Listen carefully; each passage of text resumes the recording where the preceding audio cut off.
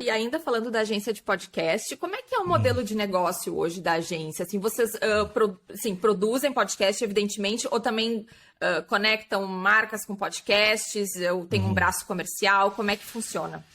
Então, a gente tem basicamente 3 braços. O primeiro dele a gente tem um casting que tem exclusividade com a gente, que tem História em Meia Hora, Astronomia em Meia Hora, da Amanda Amalho, de Saúde Mental, enfim, são vários e vários podcasts.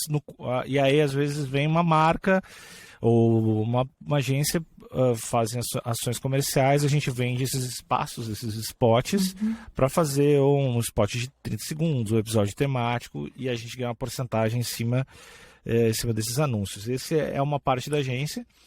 A gente também presta serviço para algumas marcas, tipo faz o podcast, sei lá, fazer da Smart Fit, faz da Premier Pet, fez do Badu, a gente tem isso, a gente presta serviço também para o próprio Spotify, né? A gente faz algumas edições para eles, faz algumas gravações para o próprio Spotify. E também a gente tem esse terceiro braço, que é o que a gente está tentando desenvolver mais longo prazo, que é criar projetos totalmente próprios em formatos um pouquinho mais alternativos e tentar comercializar isso. Mas é um dos... Assim, é um projeto bem longo prazo, né? Tipo, não é uma expectativa não é o que paga o bife no final do mês, por enquanto.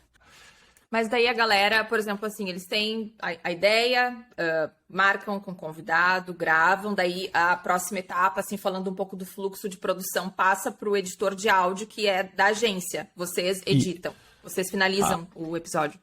Isso, a maioria dos podcasts, sim. A gente tem um estúdio, então vários dos episódios são gravados aqui no estúdio da agência, fica em São Paulo.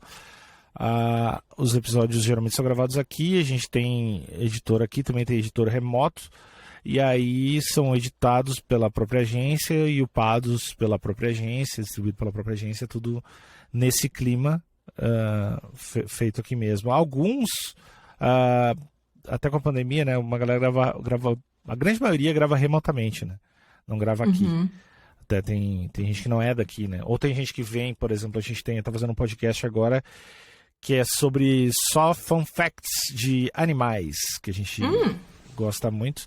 E aí é um veterinário. Esse veterinário vem de Belo Horizonte todo mês para gravar. Aí ele vem, grava. A gente não lançou ainda, né? Mas aí ele vem, agenda estúdio, grava, faz aqui. Às vezes vem em outro momento para dar uma revisadinha ou dar uma escutada com algum editor. Então, esse é o clima.